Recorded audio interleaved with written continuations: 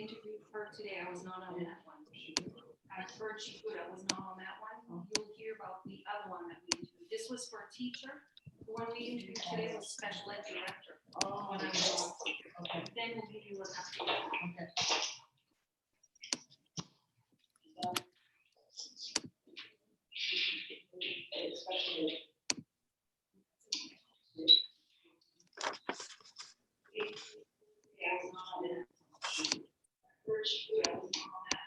Sorry, that's my, okay. We are live on YouTube, so we can get the meeting started. We are all set. Okay. Call the meeting to order.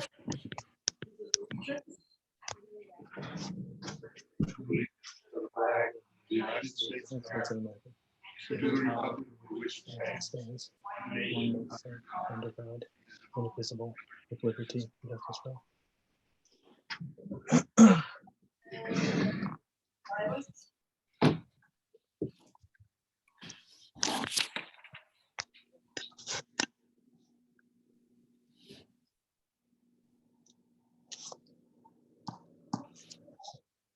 We have some adjustments to the agenda. We do have a couple of adjustments.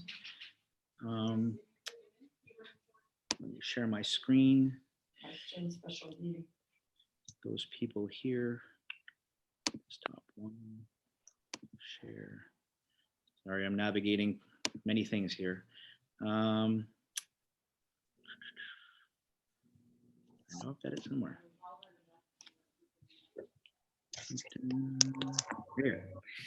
So adjustments to the agenda under approval of minutes. We're going to add the March 10 special meeting. That one had not been approved. We're going to revise what's on your agenda. That should be a April 12 regular meeting, not a special meeting. And then under new hires, we're going to add a special education teacher at Madawaska Middle High School. And we're going to add educational technicians at MES. There's 5 to recommend to you today. And we're going to have a discussion about the special education director under that agenda item as well.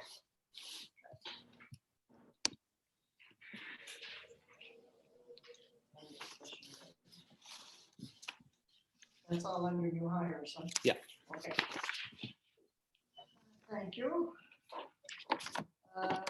Nobody here to speak on the agenda, so that's all set.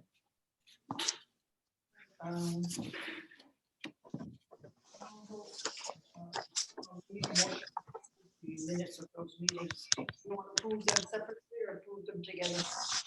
I think you can approve them together. Okay. Approve the by March 12th and the special meeting on March 10th. So moved. So moved by Tom. Moved by Tom, All those in, second, second by Tammy. Tammy. Any discussion? Discussion on any of those minutes. Those minutes. No. Is that Robert? Yeah, Robert and Louis are both. Okay. I'm on a call. I'm on a call. I'm on a call. Sorry. That's all right. Any discussion for Louis or Robert? No. Very good. Okay. Been moved and seconded. All those in favor? All those in favor? Aye. All in favor? Aye. All of them. Okay. The financials for February and for March. Financials for February and March. I'm just going to repeat so that I can ensure that you hear everything. That's okay. I made a motion by Tammy for the financials Moved by for Tammy. February and March. Second. Second by Second by Tom. Tom. Discussion. I just have one question on the March one. I've been following. I don't remember if we discussed that before, but the school administration on the second page. Is that because of lawyers? No, school administration would be because we're paying Giselle's salary, and then we haven't yet invoiced Valley Unified. Oh, okay. I didn't remember if we had discussed it. So the budget doesn't reflect her salary we're paying it all along, so you're gonna see the expense. But once we, probably by the end of this month, we should be. It'll be evened out. It'll be- Okay, Robert and Louis, did you hear all that? thank you. Yes. Thank you. Any other? Oh, wait, hold on. Louis, comments? you're muted right now, Louis. Sorry about that. Does anybody else have any questions on the financials? Louis, did you have any questions? Just were they just talking about cost center 7? They were talking about school administration. Bev wanted to know why that was overexpended, and Lucy explained that we haven't invoiced Valley Unified yet for Giselle's share of her salary. Okay.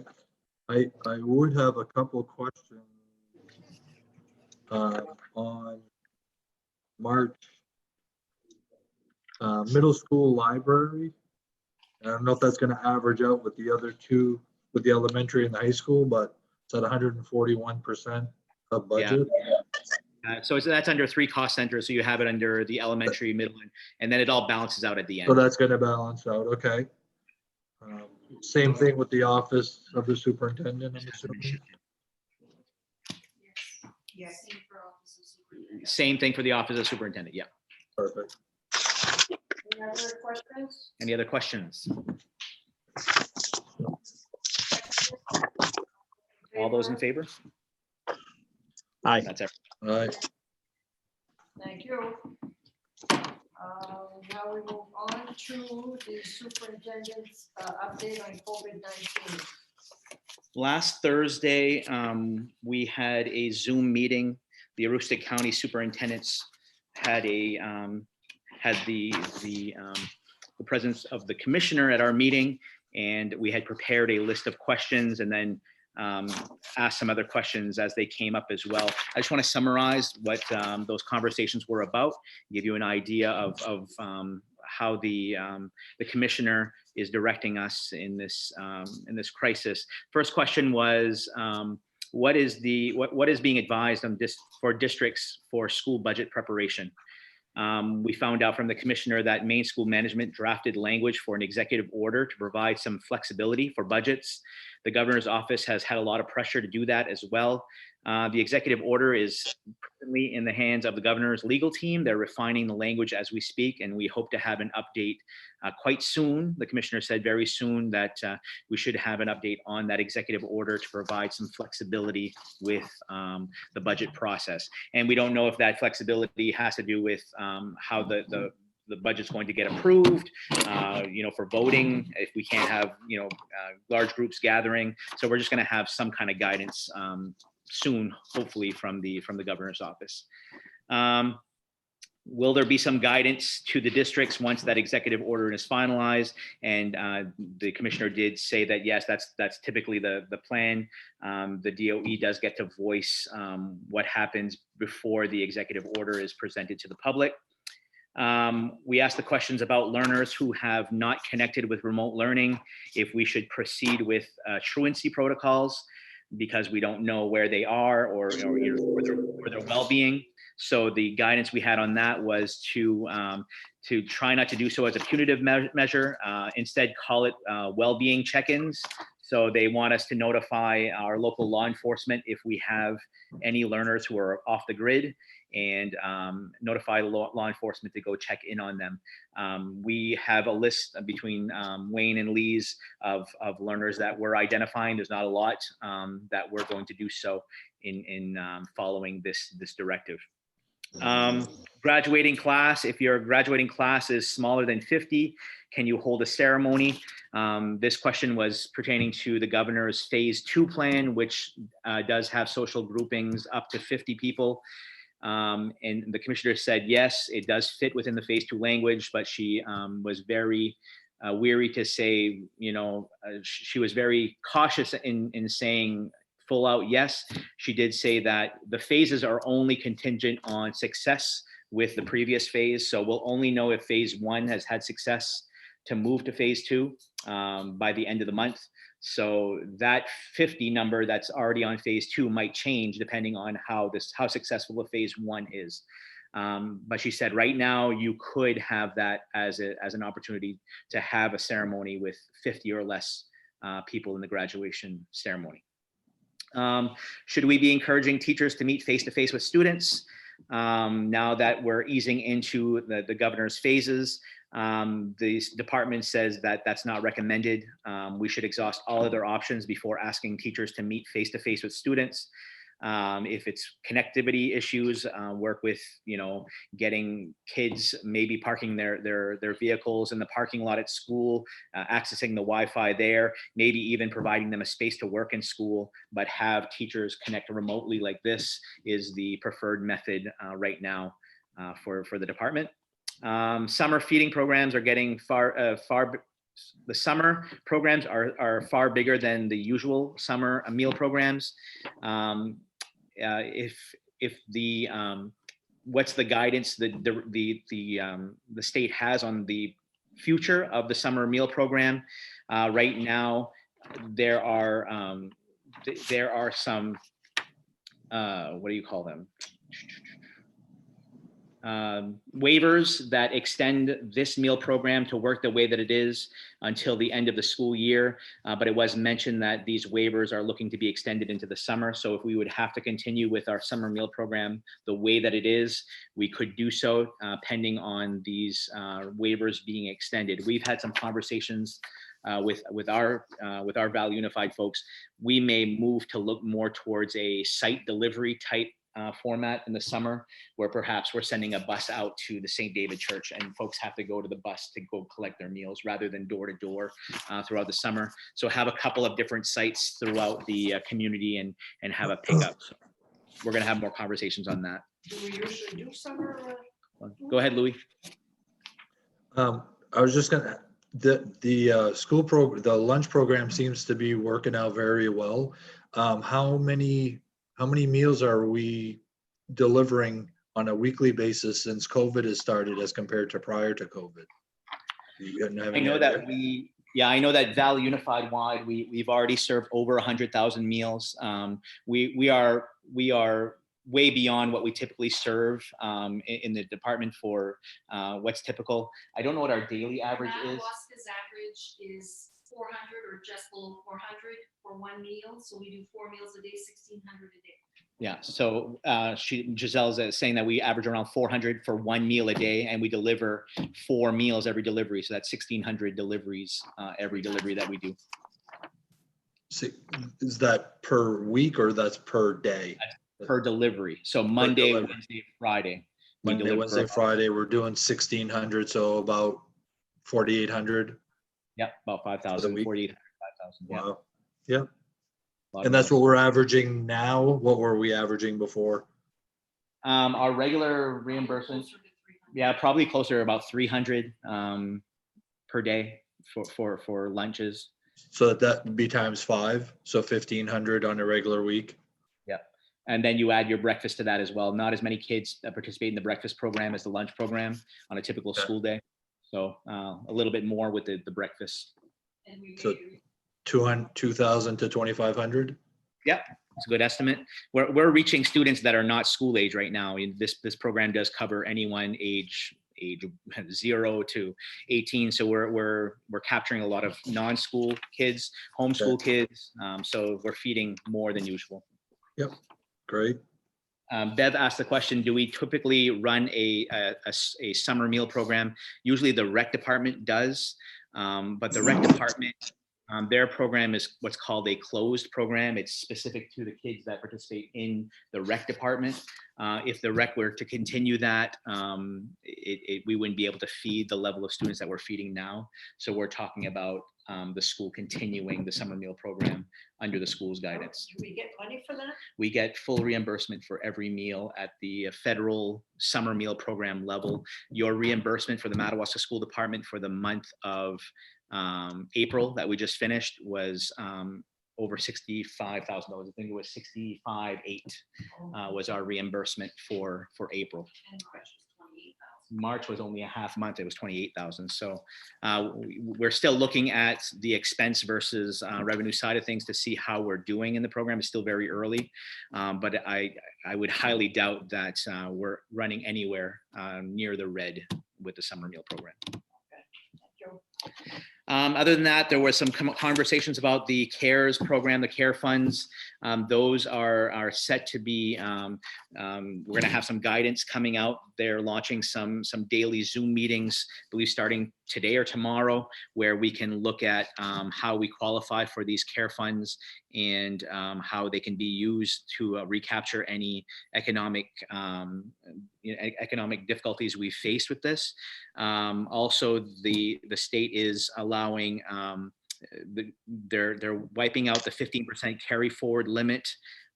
They are allowing some flexibility on some title funds. Title funds can be carried over without penalty. And then there's all kinds of flexibility. So we're waiting for some more guidance on the funding side of how we can use some of this care funds that are going out to the districts.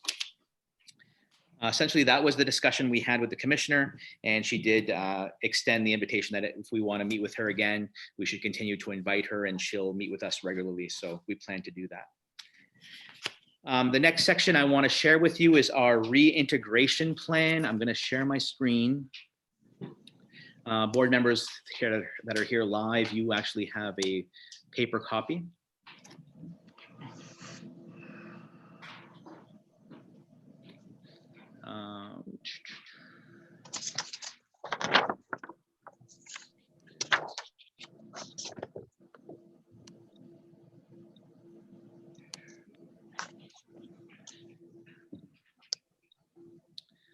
So this is a working document for our reintegration plan.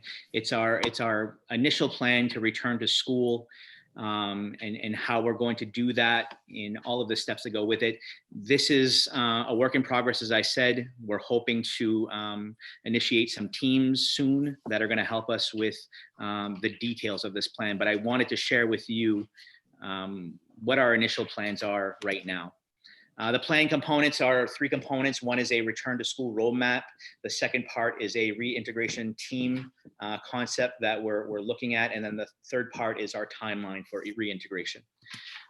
Just a caution that this is a work in progress. It is not a completed plan. My technology is failing me. Hold on 1 second. There it is. So just know that we will be modifying this plan and updating you as we go along. We do not want the administrative team to be all with this plan. So we do want to get a lot of voice from the professionals. And I'll share with you what that means when we get to the team aspect. Part 1 is the return to school roadmap.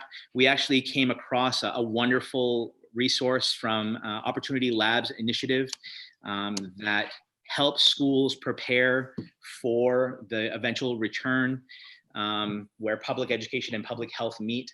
It's a wonderful guiding document. It's a little bit more than we need because it does talk about things that we've already put in place with regards to technology and some school operations. So it's not a plan that we're going to follow right to a T, but as far as guidance and how to proceed, we think that it really hits the mark very well. So a lot of what we have in this plan does come from this guiding document. If you get a chance to go access that link, it's a wonderful document to just check out.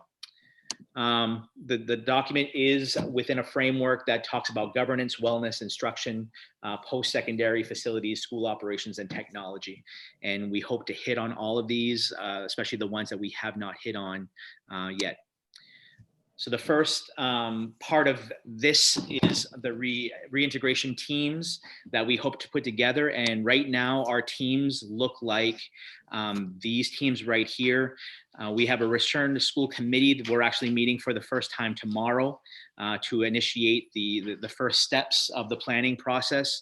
And it's not the entire administrative team. We didn't want to overwhelm everyone with every concept because there is, some district planning on this, and then there's some school-based planning. So we're going to make sure that we communicate effectively with all of the stakeholders as we proceed with that. Moving from the school committee, we have the health and wellness team. We realized that part of what's happened to our teachers, our learners, our ed techs, our cooks is not only a strain on them physically, but it's been a strain on them mentally, and just adjusting to the quick change and then readjusting and how we're going to proceed. We know we have to have all kinds of levels of health and wellness as part of our reintegration plan. So Peter Karen's going to be the lead of that team, working with the school nurses. So you see the school nurses listed there. All of the school social workers are listed there. And then all of our physical education and health teachers are also listed there. That team is going to work on how we're going to account for the health needs, and then the plans moving forward when we start to reintegrate students into the classroom and the teachers into the classroom, how we're going to keep everyone healthy and safe and well during those times. The next team moving over is our restoration of instruction team, which is cut down to 2 subcommittees. The first subcommittee is the instruction subcommittee, and that's going to be led by Sharon Chassis, our curriculum coordinator. We're going to have some curriculum leaders. So the 33 curriculum leaders, SAD 27, Madawaska School Department curriculum leaders, and then guidance folks as well. Principals will be asked to join in as well, and I'll be joining in as well. But we really wanted to make sure that we had those working the closest with instruction, really providing the framework of what's learning going to look like if we have to fully return to school? What's it going to look like if we can only return to school part-time? What's learning going to look like if we have to continue remote learning? Or what's it going to look like if we have to blend remote learning and on-site learning for the future of this? We did a really good job in this remote learning plan, but if this is going to be a new normal that's going to extend into the fall, into next winter, we want to make sure that we are ensuring a better return on our instruction and making sure that the students are effectively learning as best as we can. The second subcommittee under that team is the technology subcommittee. It's going to be led by Giselle with the tech coordinators that are going to play a role in that as well. Looking at technology, not only from where we've come from and where we are, but how do we proceed moving forward? If we have to have teachers live streaming lessons on a regular basis from their classroom in the future, how can we ensure we have the technology to do that? Our classroom instruction is going to look more like what we're doing right here with this meeting, where we have some students in the class, some students outside the class, and we have all the technology to support that. And we have a plan B in case plan A doesn't work out, as we saw with this meeting today for those that were in the room. So that's what's going to happen with the technology folks. And then we have a school site team that's broken down into 2 subcommittees, facilities and transportation. Paul Chassis and Peter Saucier are going to co-chair that one, working with Kevin Lavoie, Lisa Boya, and Lucy Tabor. We have to know that when we return to the facilities and we return into the transportation systems, how are our offices going to be safe? How are our facilities going to be maintained so that it's safe for the return of people working and people learning in the classrooms? And then our school nutrition team with Melanie, Lisa, and Peter, and there may be others as well, talking about how we can ensure that school nutrition continues given the unknown for the future. So that's what we're looking at, team. And those teams are going to work primarily within the following 4 categories. We're going to talk about maximizing learning opportunities, starting with summer school programming if we can, safe working environments and healthy staff, alternate day, alternate work schedules, and then the future of remote learning is going to be the framework for how these teams are working to build this entire plan. Finally, the last part of this is our plan timeline. The way that we phased into remote learning is very similar to how we want to phase into reintegration. I'm pretty sure we came up with this far before the governor did. So I think she's been looking at our documents and then planning for her phases based off ours. Just joking, but I think the phase approach is the right approach. And in this plan, we are really playing off the R words here, the 5 R's for reintegration. Phase 1 would be our resumption plan. Phase 2 would be recovery. Phase 3 would be recalibration, and then phase 4 would be reconstitution. And you're looking at resumption phase happening in the month of June, where we're planning for a gradual return to on-site work, closing out the academic school year, specific remote professional development to prepare for a variety of instruction and workday schedules in the fall. And I'll highlight a little bit more on the next slide for resumption, because that's pretty much the only step right now that we fine-tuned, because we do want our teams to work on the further steps. In phase 2 recovery, we're talking the month of July primarily, but extending a little bit into August. Implementation of safety measures for full return to on-site work, recapturing lost learning, and then asynchronous summer PD offerings as best that we can offer, depending on what's happening throughout the state. Phase 4 is when school starts. August 20 is the first student day on next year's school calendar, extending to October 4, which is the end of the harvest break. We really feel that those first 4 weeks of school, four or so weeks of school, we really have to have a targeted intervention plan on how to really focus on lost learning, especially for our early elementary learners, focusing on kindergarten, grade 1, grade 2, really heavily on what was lost, how we can get them really caught up. First few days back, we're assessing them using NWEA tests or STAR testing, whatever we have, figuring out where they are on day 1 of school. And then that might look very different for school for those kiddos, those first 4 weeks. It may not be grade level specific for all those learners. It may be just like, triage time where this group of learners has to focus on these skills. So these kids are together and we're focusing on recapturing that learning. Another group of students is working on these skills. We have to really work out what that looks like, but we feel that we really have to recalibrate those first 4 weeks to capture what was lost through this remote learning. And then beyond harvest break, October 5 and forward, it's our new normal, and we're hoping that through this planning process we can figure out what that new normal looks like. There's all kinds of, we hear all kinds of things with regards to this virus, that it will resurge in the fall, or it may not, or it might be here for a while. We can't keep kids out of school forever. So there may be a plan in place where, we have blue and white days. On blue days, this half of the kids are on school, and white days, it's the other half kids. But on your off day, when you're at home at remote learning, we really believe that we can make that look a little bit different through live streaming from the classroom. And, if from 10 to 11 is your math period, then tune into your math class, 10 to 11 from home if it's your home day, and make sure that you're in on class remotely. So we really think we can do that as long as we're mindful about it, safe, ensuring that our school facilities are cleaned regularly. And again, we're planning for the unknown. This could change tomorrow based on what happens, but I feel that we definitely need a plan to move forward. Just to highlight the resumption phase, June 1 to June 26. We kind of broke that down into 3 categories: the students, the education staff, and then all other staff. With regards to the students, we really feel like the week of June 1 to June 5 should be the final week of remote learning for students who demonstrated appropriate connection and involvement through the remote learning plan phases. A lot of our colleagues or schools in Aroostook County in the state are dialing back sooner than that. When I had pitched an original idea to you all, it was a phase out approach to learning. We talked about that. We really don't do that normally. So to say on May 22 there will be no new learning, and I don't think we need to do that. I think we let teachers do what they normally do to end out their school year, and target June 5 as that date. June 5 would end the school year only 8 days short of what it normally would be, and we would have a plan for the teachers on those 8 days.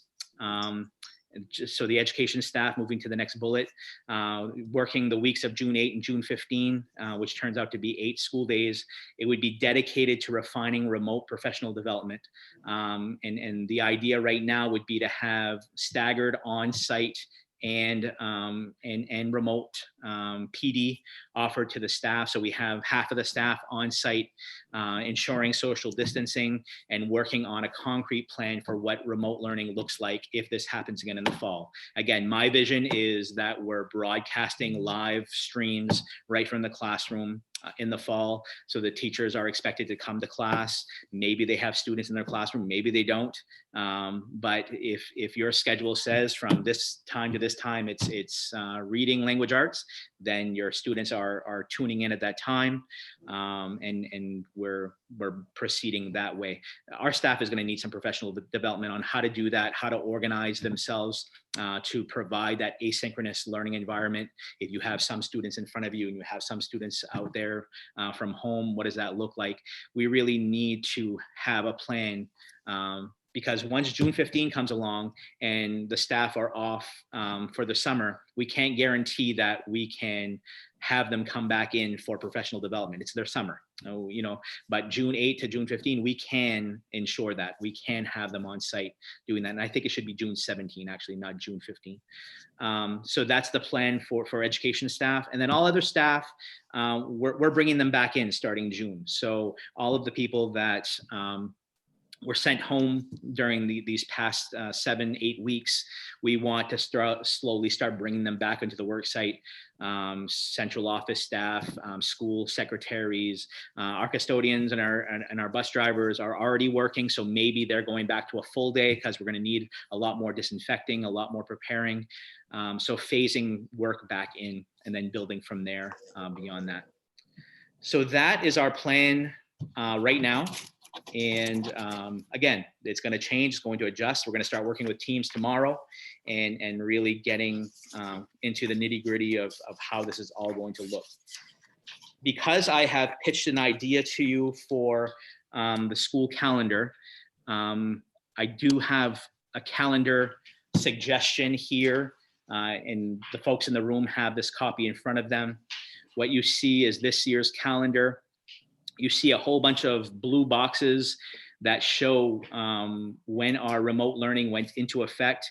We did have the 2 workshop days here on March 16 and 17 when we asked our teachers to come in and prepare remote learning. And then since then, we've been on remote learning since that time.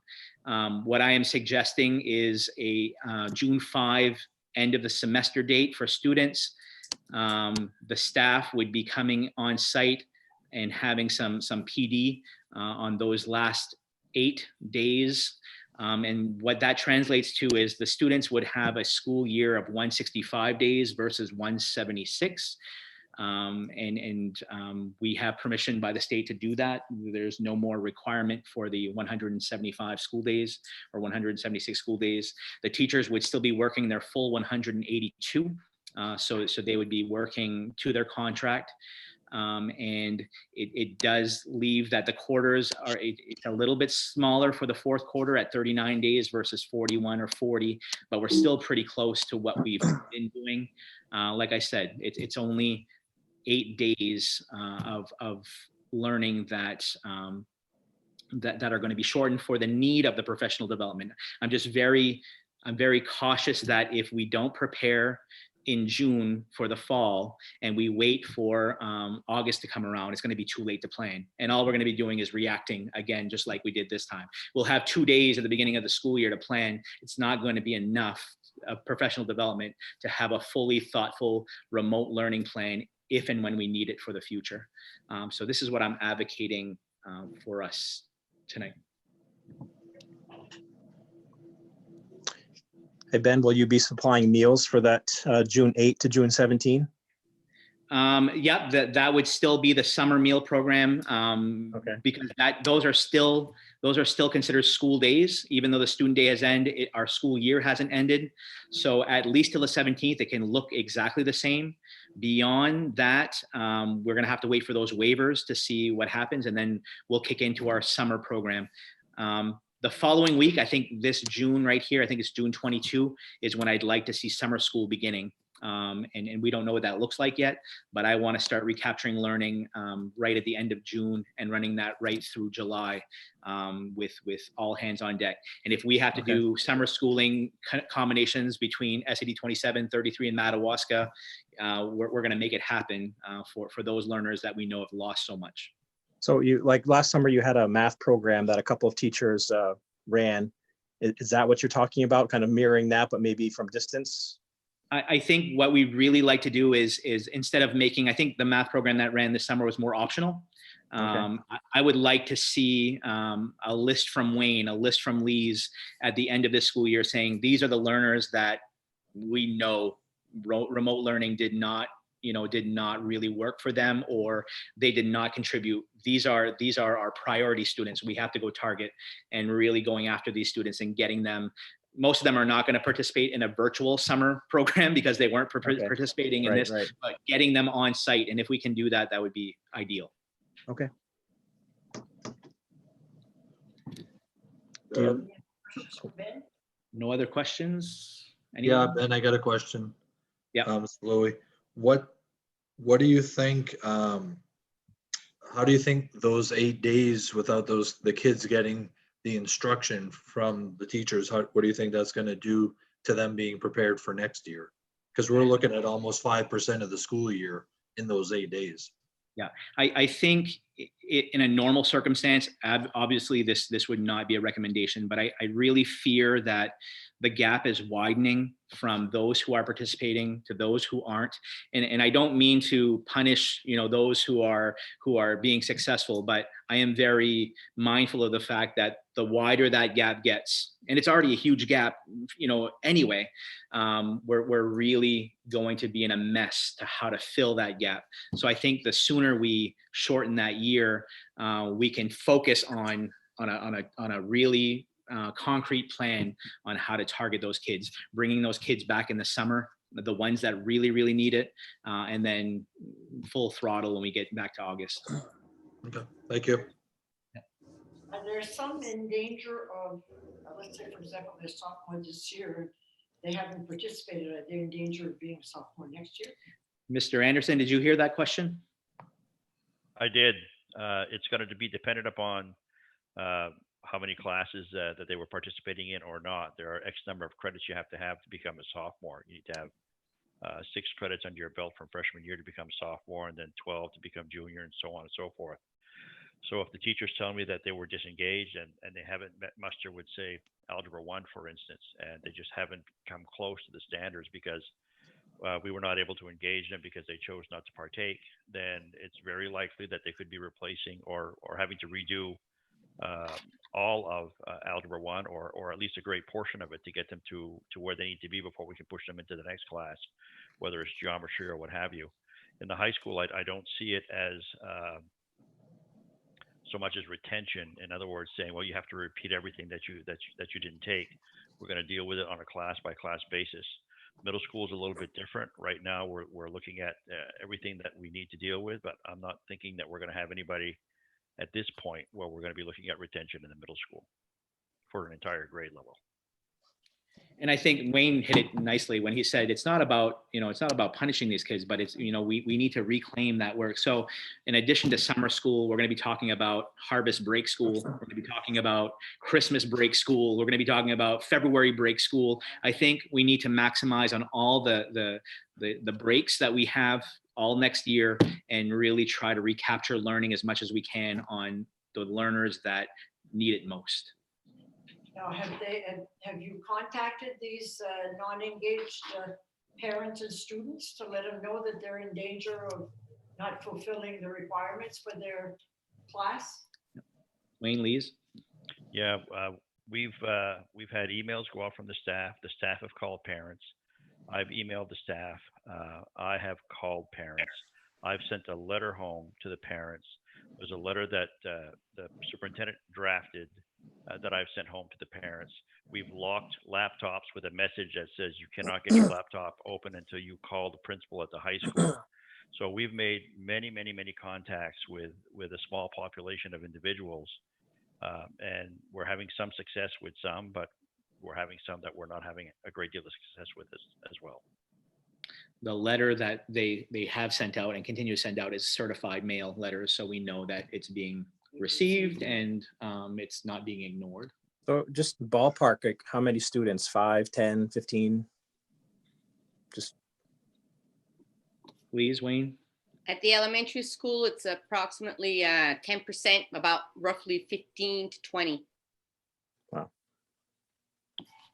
Yeah, those are pretty accurate numbers for me as well. It's a specific population that when we were in session, we were working diligently to try to get those kids engaged, and it's typically the same population, now that we're out of school. So it's not different kids; it's pretty much the same kids.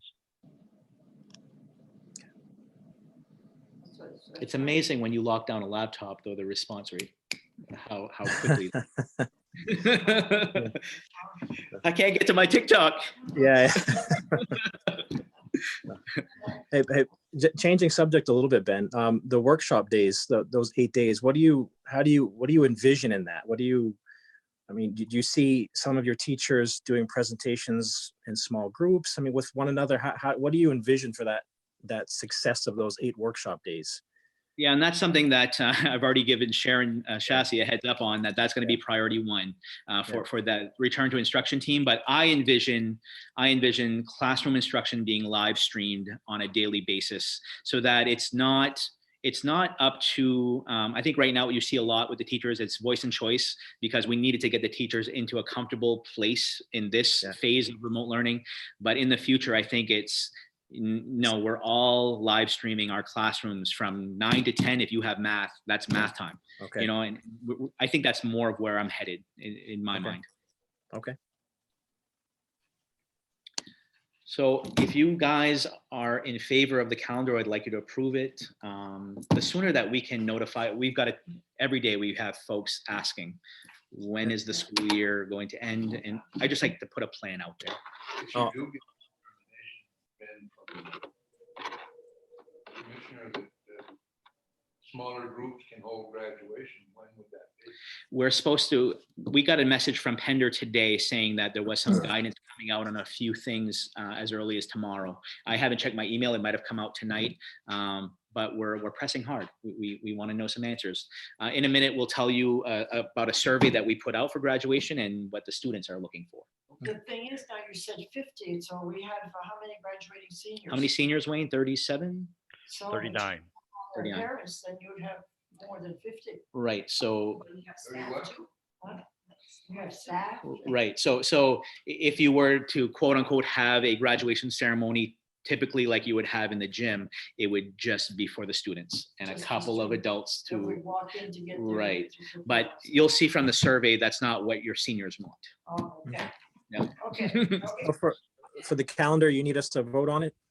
I would like your approval on Yes, that. yeah. Yes. Okay. Motion So, on the calendar. I'll move. Yeah. Robert Moved by moved. Robert. Yeah. Second. Tammy second. By Tammy. All those in favor? All those in favor? In favor. Aye. Okay, we're all in favor. Thank you very much. Um, All right, moving on. We have a senior class graduation survey, okay. and I will share my screen again. Oh, yeah. you're right. So we put out a survey last week, and we wanted the survey to be very simple, not make it about prom and the picnic and the senior week, and we just wanted about graduation. So real simple survey. It asks for the respondent's email address, and we sent it to the seniors themselves. We sent it to their parents or guardians, and we sent it to the staff. We only wanted data from those 3 groups. Then the questions do ask, what is your preferred choice for an alternate graduation ceremony? One is a virtual graduation, so Zoom-like graduation. The second one is a drive-in theater style graduation, and there was a link in the survey to a news article that another school district somewhere did that, so they could see what that looks like. The next choice was an outdoor graduation with social distancing measures in place. There was a link to that as well. There was a school district who had a graduation on a football auditorium. And then the last choice was indoor graduation with social distancing measures in place. And obviously that would have been only the students in the gym, nobody else. Everybody would have to watch from home. So those were the questions. And then it did ask the second question, when do you want your graduation? Should we still graduate on June 12th? Should we wait till July? Should we wait till August? Or should we wait till COVID-19 is no longer a thing? And then there's always a choice for other in each one of those as well. And then any other comments that you have, please respond to. So we did send that. We've had 83 replies so far. And just to summarize those surveys, this is the students, this is the breakdown of who's responded. So this is the staff are about 37% of the responses, the class themselves are about 33%, and the parents are about 30%. The students themselves, the senior class, 84% of them prefer a drive-in theater style graduation is the way they'd like to see it. Second is a tie between indoor and a virtual. So that's what the students themselves, and right now we only have 25 students who've responded, but it's pretty overwhelming what the students want. And then when do the students want their graduation? 76% would prefer to have it as planned on June 12th. Then they've, of course, put some comments, and I'm not going to share those comments right now. The parents are saying similar things. The parents, about 61% would like the drive-in theater style graduation. Second choice would be outdoor or indoor graduation. And then the parents also support the original date at about 64%. And then the staff are also mostly in favor at about 58% of the drive-in style graduation. And they also favor the June 12th date as the preferred date. Mr. Anderson has been having conversations with the seniors and their advisor, Ms. Jenny Bechard, on a regular basis, as well as April, the guidance counselor. Wayne, did you want to fill us in with any details that you've had from those conversations? Sure. We met with the kids and we proposed a couple of different things. They're really wanted to have a graduation inside of the building, and we talked about that, and we knew that we weren't going to be able to do that for them in the fashion that they wanted. Even with the kids sitting in the risers, if you're going to have them 6 feet apart, you have risers from one end of the bleachers to the other. So some of this stuff is feasible and some of it isn't.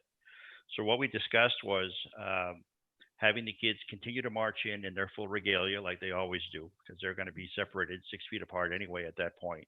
We have our band's original pomp and circumstance music recorded so we can play the music as they march in. When they march in, we'll have cameras where the risers would normally be so that they're going to be videotaped coming in, and then they'll split going left and right from there.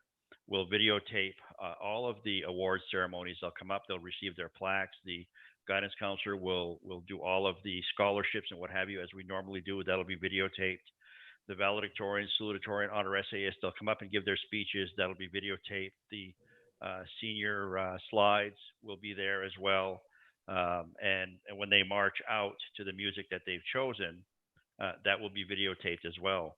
So we'll be able to do that and only have 45 or 46 people in the building at the time. I'll be there. The superintendent or the assistant superintendent will probably be there. We'll have somebody running the sound, somebody running the cameras, and then Mrs. Wetmore, Mrs. Bechard, and Mrs. Layton, along with me, to run the operations. And then speaking with Mr. Gendreau, we would piece the whole thing together, put all these clips together to formulate our graduation, if you will, our graduation ceremony. And then on the evening of June 12th, we would play it at the Madawaska Drive-In. And so what we would envision would be the staff would be standing outside of the drive-in entrance in full regalia. So when the parents and the student families drive through, we're there to greet them. And then they're parked in their vehicles, and then we play the entire performance for them on the screen.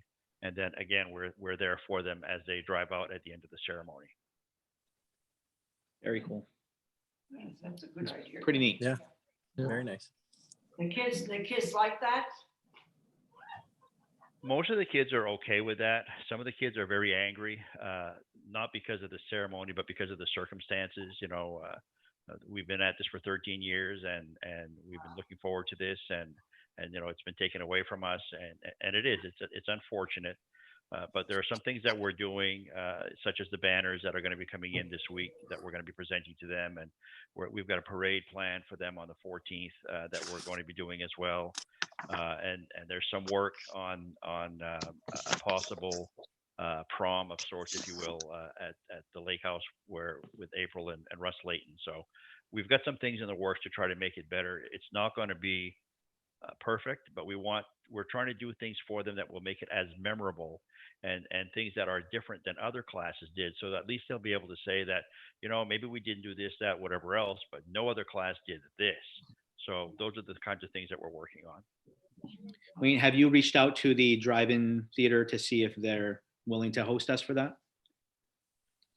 No, not at this point. I'm waiting to get approval from my boss first to make sure that this is all going to be a go. And again, the kids as well as the staff have all been made aware that this is all subject to the governor's COVID plan going according to plans. If we get to June 1st, and for whatever reason she deems that no, it's not ready, we need to stay with the numbers at 10, then we have to really rethink things. And we're going to try to have something planned before we get there, so that we're not doing it at the last minute. But if she does allow us to continue to work with the 50, then what we're presenting is what we're hoping to be able to do. Okay, makes sense. Thank you, Wayne.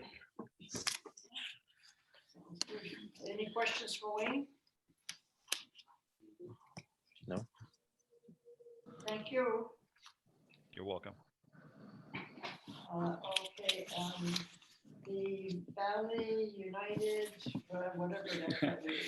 I just put this here because sooner or later, we're going to need to re-engage with our Valley Unified plans. So I just wanted to, get a sense from you all, what your thoughts about me trying to get those started again, specific to our RSU discussions. I think, we need to return back to normal as best we can. And I won't lie, even though this COVID-19 thing has been awful, the break from Valley Unified has actually been really nice. So there's a silver lining there, but I do realize that we need to get back into the swing of things. So just looking for some guidance from you all about what your thoughts are. Should I be looking to schedule some, we had talked about having a think tank with some representatives. Should I be proceeding with getting those conversations started? Have you had any discussions with the other boards yet? You Or first. We're the first ones? You're the first. That's up to you. The think tank, I think, is a good idea. So do I. Because I think that's where you can really communicate there. Yep. In that think tank. I think you should go ahead with that. But See, now I can go to the other board and say, Madawaska said we should. yeah. Then they'll say, oh, that's not what we want to do. No. I'm going to have it on all three agendas as just a talking point. But I wanted to. Would that be what you would want to do with your next step? I think so. I think it's the next natural step. Put everything out on the table and say, okay, what are what's your problems? What are your problems? And let's talk about that. And that way, when we fully form that RSU committee, we're not going in with a whole bunch of unknowns. We've already laid it out. Yeah, I think. Any other comments on that, Robert? Louis? Are there any updates from that lawsuit in Fort Kent and attorneys, and or is everything just COVID stopped the world? So yeah, and Tom asked that on the way in as well. Okay. The courts aren't running, so there's been nothing with that. okay, all right. Judges are getting paid and not working. I mean, Ben, for whatever it's worth, have my blessing. If you feel like you're in a spot where you can move on to another subject within the schools, then have at it. So. Well, we can have meetings now with Yeah. 10 or less people. Yeah. Our think tank would be 9 reps and myself, so that's 10. And That's 10. so I think I can make it happen. Have you got your reps yet for the think tank? I do. Did we discuss those? We did. Oh, okay. I believe we said Ms. Tammy and Mr. Louis are our think tank reps. Make sure not to miss another meeting. Yeah, that's right. That's right, Louis. Number one. I was at the meeting you missed, yeah. That's when we. You can thank Robert for that. Yeah, I will. Hey. I'm there for you, Louis. I see that. I appreciate that. What are friends for, right? That's right. Do we have any correspondence or announcement, Ben? I have no correspondence or announcements. Okay. Administrative reports. Yeah, you Everybody got them and we read them. And Yep.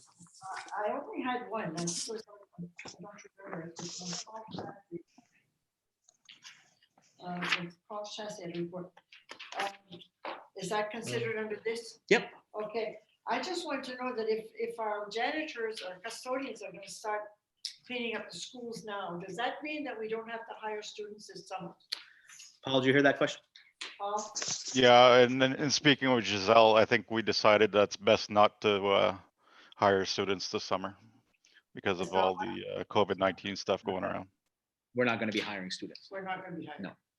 Okay, so that'd be. And we're already in summer cleaning mode in Yeah. our schools because we're There's no not one there. returning. So we already got a little jump on things. If we can start to reintegrate full days for the custodial staff, maybe in June, we can really get going on those things. And that's why I had that. Hey, Okay. Paul, where are you at with the elementary roof? So the elementary roof, I spoke to Powers Roofing last week. They're working on a fairly big job right now, so they're looking at middle of May to do ours.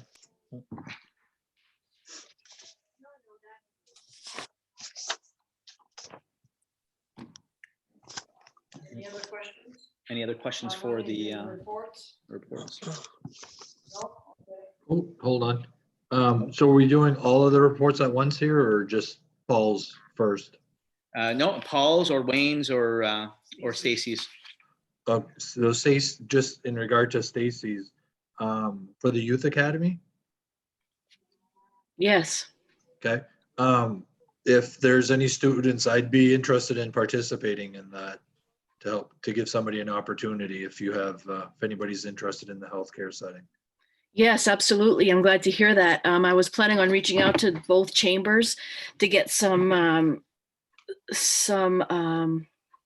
employer input. We're looking at larger nonprofit agencies for the most part, but really we're going to try to leave it up to the student because we'd like to connect whatever job they're doing to the career they may want to do in the future, or at least a job they want to learn more about to see if they do want to do it. So your facility would work very well. Yes. And if you, and I don't know, Wayne or I sent the same report for the meeting in Fort Kent on Wednesday. So if I could get names, Wayne, if you have any ideas of any youth who are not working, are not busy, would really benefit from a summer job, this youth academy, I would need names because we'd like to get at least 10, if not more, youth participating in this. And I know as a youth myself, I actually participated in this program through ACAP, decades ago. And not only will they be working 40 hours a week with the employer not having to pay because ACAP will pay, but also they'll be learning skills such as soft skills type of things and learning how to work as a team and conflict resolution and interviewing skills and, all that kind of work readiness type of stuff. So I will be asking for names moving forward if you have any, but yes, I hope I answered your question, Louis. Yep, you did. Thank you. All right. Yes, Stace, I'll hook up with April tomorrow and see what names we have and I'll forward that to you. Sounds good. And youth is considered 16 to 24. So I'll also be looking at my adult learners who are 24 and younger. Any other questions on the report? Now we'll move on to the committee reports. Yeah, last Friday we had a NAVAC committee meeting, and Bev, Giselle, and I were all present in that meeting. I don't know, Bev, if you wanted to summarize what was discussed. Well, I have my minutes here that I think the biggest part of the discussion that was the budget. we went over the budget and it was, I think we all felt it had been well prepared. Yep. And the other discussion we had is that some of the new programs that Kevin is thinking about don't have a whole lot of students, but that seems to be the typical problem when a program is first starting out. So we have to be cautious about if we're starting like a forest production program and we only have 3 kids this year, we need to make sure that we have more next year to make it worth continuing the program. So that's basically what the discussion was about, and looking for, he's going to also be advertising for instructor for that forestry instructor program. Yeah, one thing we saw is the enrollment numbers are not down, but because there's more programs, they're spreading a little more thin. So we're just seeing some kids move from one program to another, and we might be adding a few. So we were concerned with some of the lower numbers. We do realize that until we're under one roof, it's going to be a battle to get kids to, want to fully engage in busing to a location for half their day, busing back, and all of the things that are on the opposite side of that from the sending schools. It becomes a scheduling nightmare, and I'm sure Wayne can tell you horror stories of what that tech center schedule does to a high school schedule. And ideally we just need to be under one roof. So we're working with it. Kevin's doing a great job at staying positive and really working hard on building the programs. But we've got work to do. But on the budget side, things look really good. Yeah, I thought they looked good. I thought they looked good. Any questions on that? Questions, Louis, Robert? No. We've got items of business under new business in retirements, and I think We have no retirements. We do have a resignation. I have a letter. Please, Mr. Sierra, please accept this letter as a formal notification that I'm leaving my position at Madawaska Middle High School at the end of the school year. Per our meeting today, I will be leaving the area as our home has been sold. Upon departing, I always hold a special place in my heart for students I'm leaving behind. I've been able to watch them flourish and grow over my 4 years as their learning coach. It is leaving the students and parents who have given me 100% support and trust that will be very difficult. Thank you for all the opportunities you have provided me during this time with the Madawaska School Department. Sincerely, Tammy LeBlanc. Tammy, and has decided that she needs a new start. They've sold their home. They've purchased or they're under contract for a home in Florida. So Tammy has made a big change, a big decision to leave. She's actually been given permission to continue her remote learning plan while in Florida. So she will be leaving for Florida very shortly, I believe, in the next few days, and she'll be continuing to instruct her classes from Florida. Either you're in St. Agatha or Florida. I mean, remote learning, it doesn't really matter where you are, but she's agreed to hold her end of her teaching bargain until the end of the school year. So you need a motion to accept that. I accept it with tongue in cheek.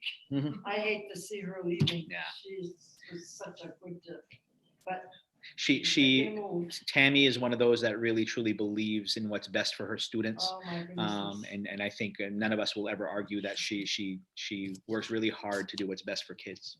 And I'll tell you something, she did one heck of a job bringing up our policy manual up to date. Oh my God. Yeah. She just knew who to call and when, and she was an outstanding worker. I just hate to see her leave, but I'll entertain a motion to accept her resignation. I'll move. Moved by Tammy, second by Robert. Second, yeah. Okay, we need to have another Are reconsider. we going to vote on that? Oh, we gotta vote. All those in favor? All those in favor? Aye. All in. Now we have to consider rescinding a resignation, which I'm pretty happy about. As are we. With all of this that's changed, it kind of changed people's plans as well. So I have a letter here to Mr. Sirwa, Mr. Zeldian, and the school committee, in light of the current situation we find ourselves in regarding COVID-19 and restrictions it has created, my husband and I have reconsidered our intention to move away at this time. I would therefore be most grateful if I were allowed to rescind my resignation from Madawaska Middle High School and resume my teaching position in the fall of 2020. Thank you for your consideration. Most sincerely, Lisa Welch. It is without hesitation that I recommend we rescind that resignation. So Moved by Tom, Moved by Tom. Second. second by Robert. All those in favor? All those in favor? Yep. Aye. Definitely. Okay, transfer. We have no transfers. We do have some new hires. I did put letters in front of you. I'm sorry, Robert and Louis will get you the copies of these letters. The first one is for the Madawaska Middle High School special education teacher position. So we had Tammy that just resigned, and we're going to be replacing Tammy. Am I right with that, Diane? Is this position to replace Tammy?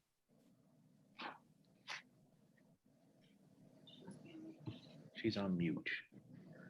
And- Oh, yeah, go ahead. My plan was to move Amy Daigle up into Tammy's position, and the person we're hiring would be in the middle school position. Okay, but essentially this is to replace Tammy That's correct.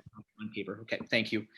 And I know that that Diane, along with Wayne and Lee's, also interviewed, and they're recommending Rita Grenier for this position.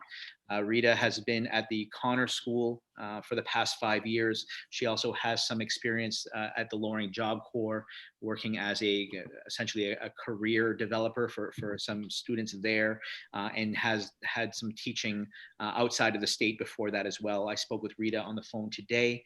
Diane spoke with her earlier and offered her the position. I spoke with her and we talked numbers, and she was very happy about everything. So we are recommending Rita Grenier for this position.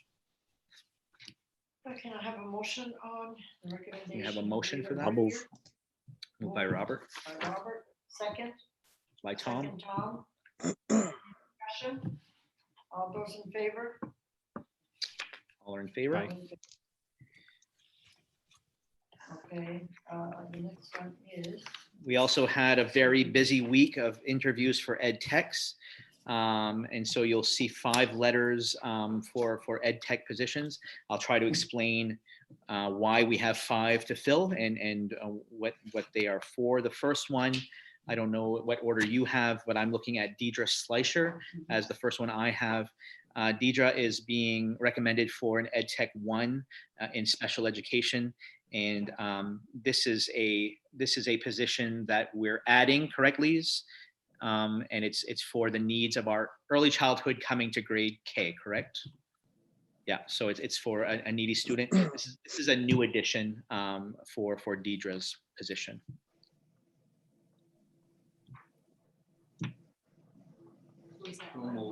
It's a one-on-one special ed. Yeah. okay, that's what I was wondering. Do I have a motion? Moved by Tom. Moved by Tom, second. Second. By Tammy. We have Tammy. Yep. All those in favor? I think she's gonna be an excellent hire. I think so too. Well, if I can just interject something, while we're on special ed, some of you know, some of you may not know, I have a grandson who's special ed. He's autistic. And this COVID-19 has disrupted his schedule. And special need children need a structured setting to succeed. Absolutely. He becomes very frustrated. He walks down to the end of the driveway because he's waiting for the bus. Mhm. And the bus doesn't come. And then after school, he had services from DHS on a one-on-one basis.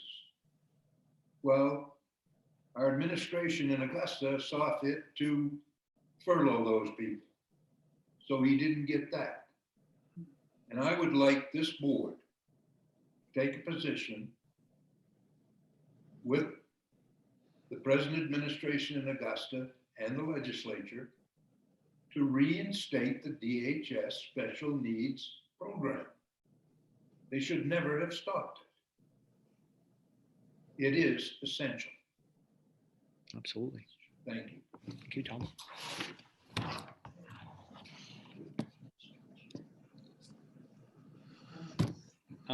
The next letter you have should be for an Alexandria Waltz. This would be an Ed Tech 2 position at the Madawaska Elementary School. And this would be to replace Madeline Levac, who's retired. So Andrea would be placed in the early childhood classroom as a regular Ed Tech. As I said, replacing Madeline. Is this somebody that's done work with children before? Or? Yeah, did Lise or one of you, did you want to comment on Alexandria? Alexandra right now is currently working at the St. John Valley Associates. She has a college background in education. The only thing she was missing was her student teaching. And she didn't do the student teaching piece to she stopped school to raise her daughter. Thank you, Lise. Thank you, Lise. I'll entertain a motion to hire Alexandra Waltz for an intake. I'll move, Bev. Moved by Robert, So moved by Robert. Second. moved by Tammy. Second, Tammy. All those in favor?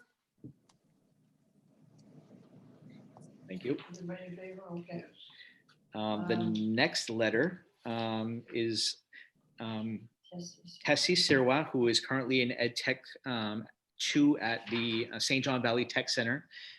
She's been in Ed Tech for many years. Has decided that her passion is to work with young children. Although she appreciates, having a position at the Tech Center, she really just wants to be with kids. Juniors and seniors at the Tech Center and 8th graders, I mean, they're still kids, but it's not the same.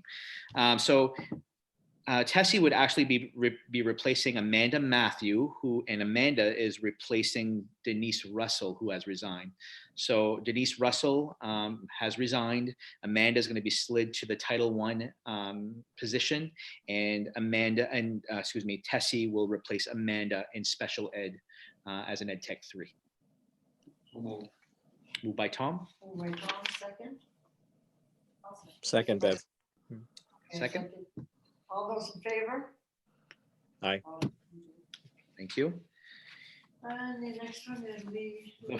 fourth one, is it Leah Gruber? And Leah is also going to be added as an Ed Tech 1 one-on-one. And she does have some experience working for the Center for Autism, Related Disorders, and behavioral therapists trained. So she does have some experience in this. It's essentially replacing Elaine Pelletier, who is retiring.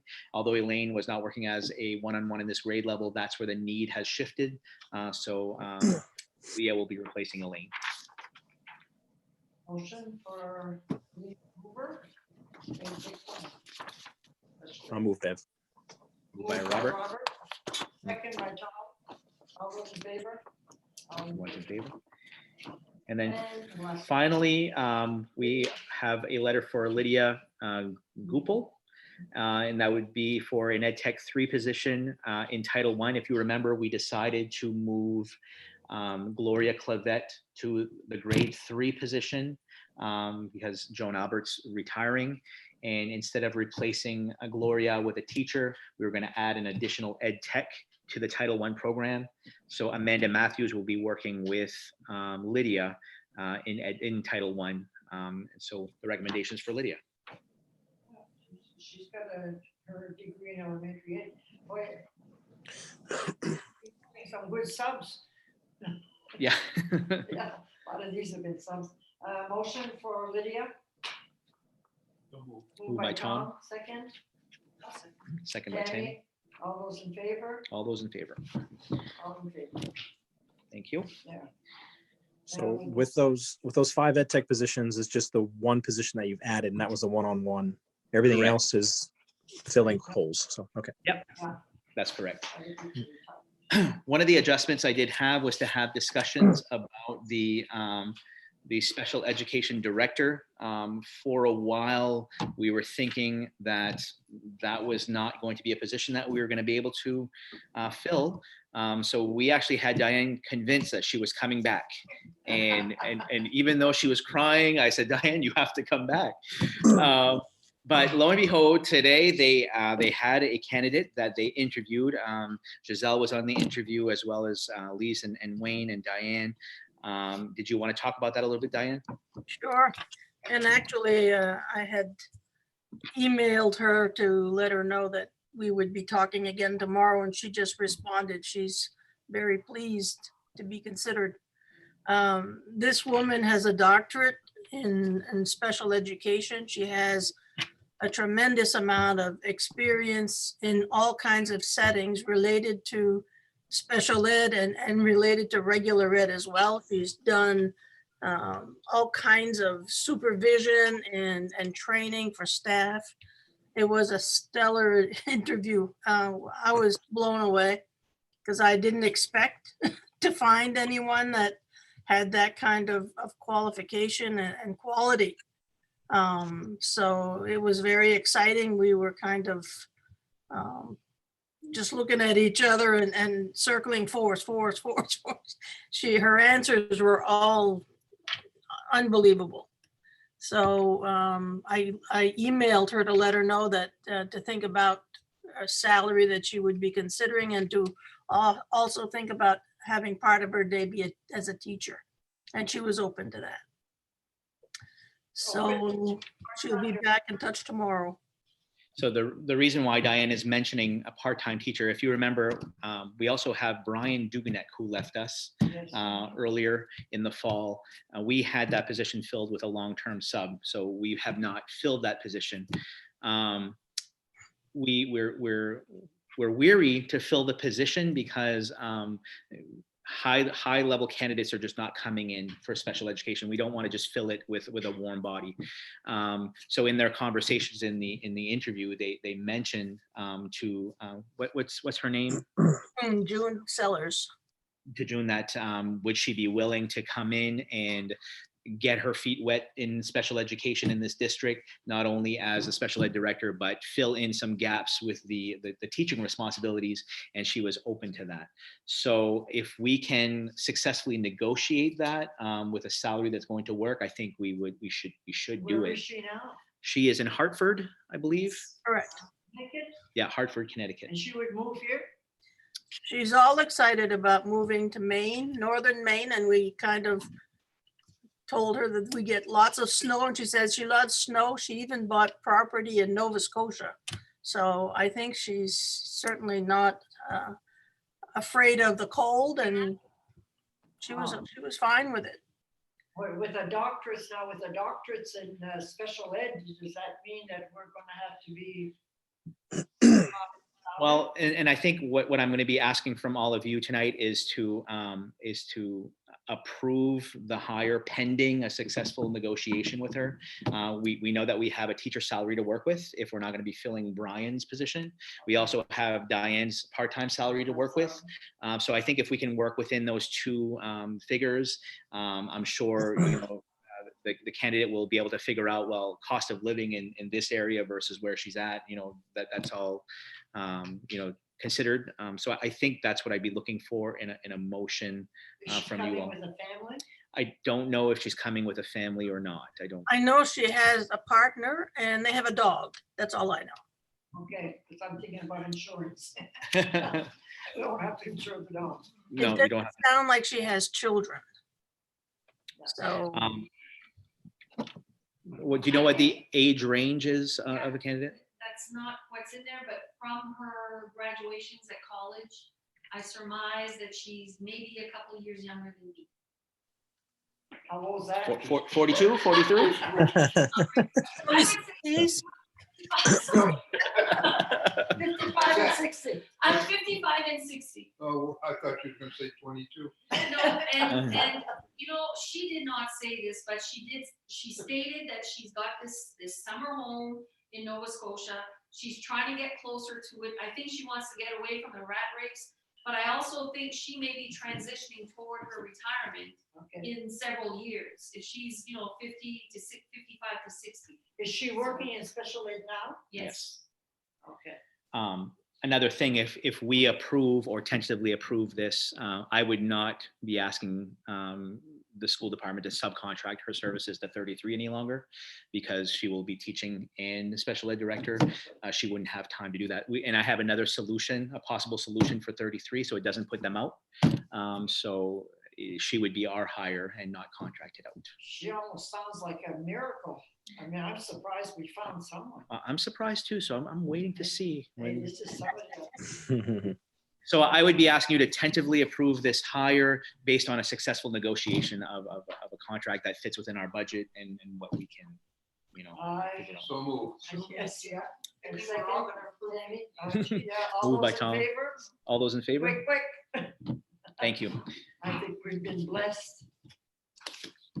Good. Good luck with negotiations. Yeah. Thank you. Yeah.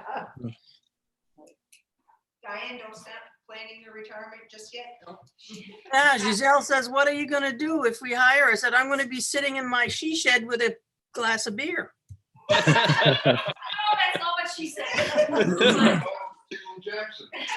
But we're going to use, just so you know, we're gonna use Diane to transition.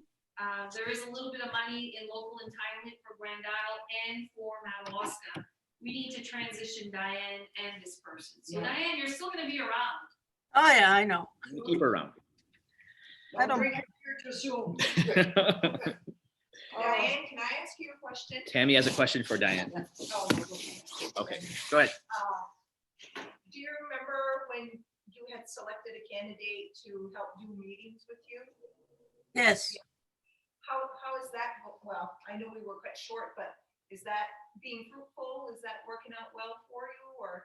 it's working very well. She's taken on quite a few meetings at the elementary level, and she's doing a wonderful job. And hopefully that'll continue into next year, depending on what the director's position will look like. Okay. Good. I just wanted to check, Yep. touch base with you, that was cool. Okay, now we go, are we done with For- yeah, special ed and text discussion, special ed director, we had that. And we have current openings right now. We still have a physical life science teacher at Madawaska Middle High School, although Mr. Anderson has really worked hard to make a schedule work in the event that we don't find a candidate. We're not ready to pull the position yet. We don't want to. We want to make sure that we're providing the best to our students. So if we have the position, let's see if we can continue to fill it. But Mr. Anderson does have a plan B in the event that we just don't find a candidate. And it's really hard. That's Linda McDermott's. It's really hard to find science teachers right now. Really hard. They are all becoming, superintendents.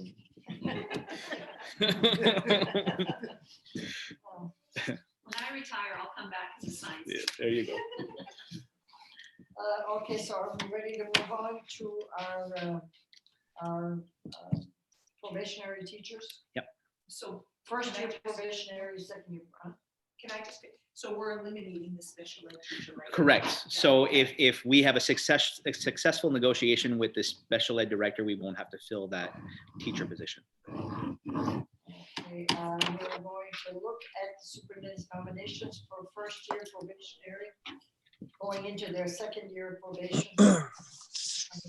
So the way that I asked Lise and Wayne to do this is to have a template form and break it into different sections. So you'll see at the top of both letters, they have a section for first year probationary to become second year. And on Wayne's list, it would be Miss Tammy Roy, Miss Amy Daigle, Miss Vanessa Gallo. And on Lisa's list, it would be Miss Sarah Love for band and music. Those would be the people you're approving on this item. Can I have a motion on approving these teachers? I'll move, Bev. Moved by Robert. Second. Second by Second Tammy. by Tammy. All those in favor? All in All in favor? favor? Ben, did you mention Adrian Blier? Adrian is on the second. She's on the next Second category. year. On the next one, okay, sorry. from Yep. second to third year. Yeah, so your next item is second year to third year. Wayne on his list has Miss Shanna Legassi. Lee's on her list has Adrienne Blier. Yeah, second grade. Okay, a motion for these people going from second year to third year probationary. I'll move, Bev. By Tammy. By Robert, second by Tammy. All those in favor? And now we go to those that are on continuing contracts. So yeah, the balance of your teachers in each school are recorded for purpose of continuing their contracts. I'm not going to read all their names, but Wayne has listed all his staff and Lee's has listed hers. And I see that my wife is listed, so I'm You all okay. set, your wife has a job. I'll entertain a motion to accept the recommendation of the regular. So move Tammy. moved by Tammy, Second, moved Tom. all those in favor? Aye. And then we go on to, Lisa's, Yep, your next item would be to approve any other district professionals on Wayne's, Mr. Paul Chassis, April Layton, Connie Melanika, Lynn Wetmore, and Deb Lavoie. So these are professional staff that are not teachers. And then on Lee's, she has guidance counselor Patricia Armstrong. I would entertain a motion to hire. I'll move, Bev. Moved by Tom. Moved by Robert, second by Tom. All those in favor? Okay. And then the next item would be administrator contracts. And again, this is just for consideration of an extension on their contract. It's not for a dollar value at this time. It's just to extend them. And I've broken that down to the first category, which is your district administrators. I'm recommending Wayne as the middle high school principal, Lee's as the elementary teaching principal, Vince as the technology coordinator.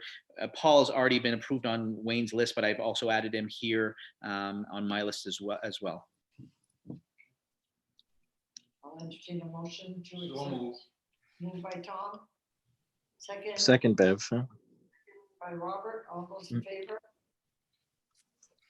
And then we go on to the, all those in And then the favor. final one would be any Madawaska administrator that serve a Valley Unified position. And I have two people that fall under that category, Giselle and Stacy. Entertain a motion on. Yeah, I'll move. Moved by Moved Robert. by Yeah. Robert. Second by Tom. All those in favor? Have teachers for next year, right? Everybody has a job next year, except Diane. Not sure yet. Should just be out prison. Keep my fingers crossed. Now we move on to approve, okay, we did that. Motion to, now we go into executive session. Okay, so executive session is going to be interesting because Do you want to do are we doing that? you want to do the budget budget workshop first? We can do that. People that don't Sure. need to be in the executive session can go home. Let's do that. We'll do the budget workshop first. We'll do the budget workshop first. And here comes Lucy. I think Lucy just sent an email earlier, right, Ben? Yeah, she did right before the meeting to those that are meeting from afar.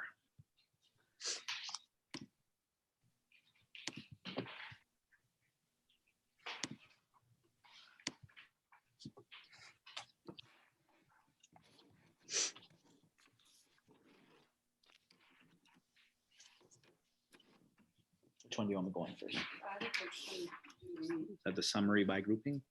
summary by cost center. Summary by cost center.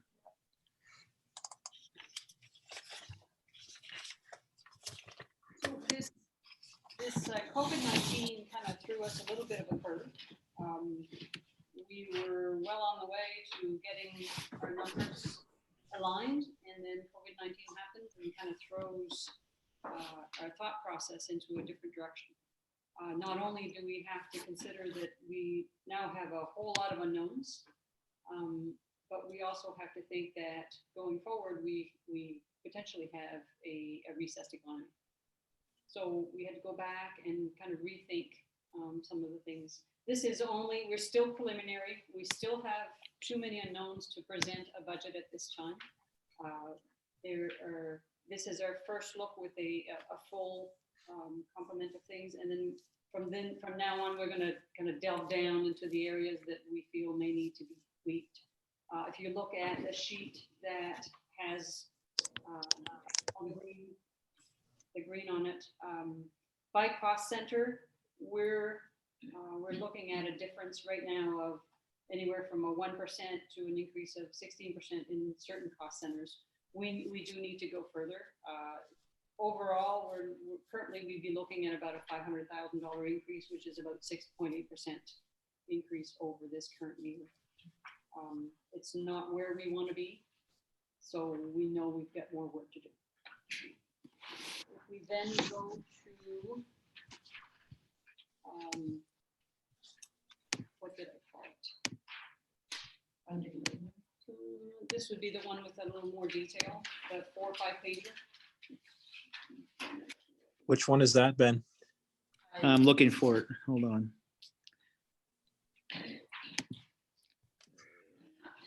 Summary by grouping? Yes. Yeah. So this gives you a little bit more of a breakdown of where we need to go a little deeper. Some areas you'll notice have an increase, some areas have a decrease. When you're looking at salaries and benefits, it could be as simple as someone retiring and someone being replaced. It could be someone that, but remember, we're comparing to last year's budget. So the budgets are always prepared far enough in advance that we don't always know who exactly is going to be in that position. Sometimes we have a placeholder. So when you're comparing it, you're basically comparing two estimates.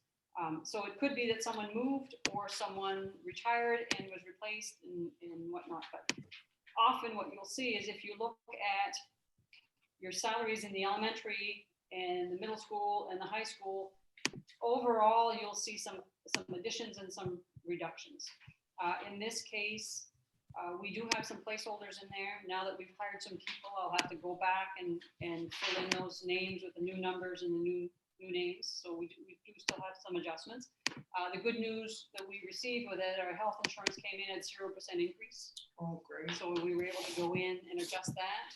Our workers' compensation rate actually come in lower. Our mod rate has been adjusted. They always look at a 3-year average, and we've been doing really well. So those figures have been adjusted with updated projections. Special ed, I do have the additional position that we approved tonight with a name. That position is included in here. Now I'll have to go in and kind of make sure that the salary is reflected accurately. That's the ed tech position, yes. I will have to adjust the special ed piece. I have a placeholder for the teacher part, and I have a placeholder for the director part. Now I've got to mesh with whatever we can come up with a salary in that respect.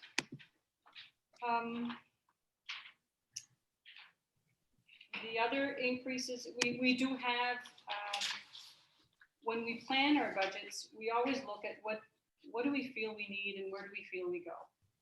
There is a lot of investment in this budget that pertains to technology. And if COVID-19 taught us anything, it's that we're going to be relying heavily on technology going forward. Had we not had technology to this level, we would not have been able to do remote learning plan. It would have looked a whole lot different and the kids would have been a whole lot more behind. Our teachers have done a phenomenal, they took on this challenge and were able to. So this budget does include quite a bit of technology investment. Now we have to look at it with a new eye and say, what does this look like?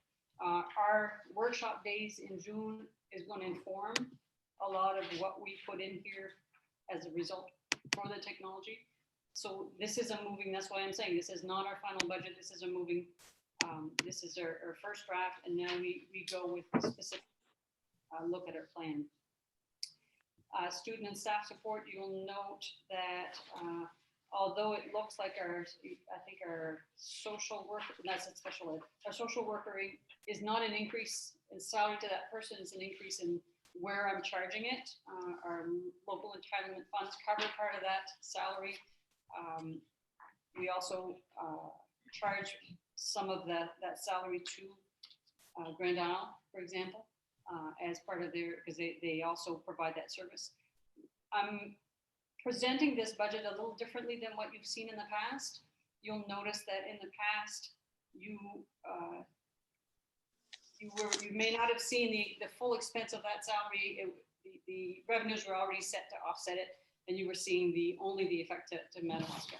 What happens in there is when we're looking at your monthly reports, then it looks overexpended throughout the year until we actually recoup those salaries. So what I'm going to show going forward is the total cost, and then I'll show the total revenue to offset it. So in your budget going forward, you'll see the total expense, and you won't see those over expenditures or those seemingly over expenditures as you go along. So the social worker is one of those examples in here. Your school lunch is another. You were used to seeing only the portion that the locals would contribute. In the future, you'll see the total expense, but you'll also see the total revenue that comes in to offset it. It's just a preferred way that I like to do it because I'm looking at reports. I don't want to have to do some calculations as I'm going each month. I want to be able to the financial system to do the work, that kind of work for me. So this is where we're at to date. So that what we do. And then as we go, we're going to dig now deep into the areas that look like we have a higher. There's also we've included a $25,000 contingency in here. There's a significant investment in technology. There is I think it's a $10,000 to $11,000 amount for the vestibule that we'll be doing at the elementary school. So there's a few items that will itemize as we get closer to what stays into the budget. We'll itemize what those big differences are. Now that bottom line, you see there, the grand total budget, the 6.8%. Yep. That's not set in stone. No, not That's at all. gonna This is change. our first look. Now we look at what do we need this to Now that look you like for know, next year. So if you're okay with that level. Does this budget have that contingency that we had agreed on prior? The $25,000, yes. Oh, yeah, It you does, mentioned. yes. Okay, thank you. It's in here.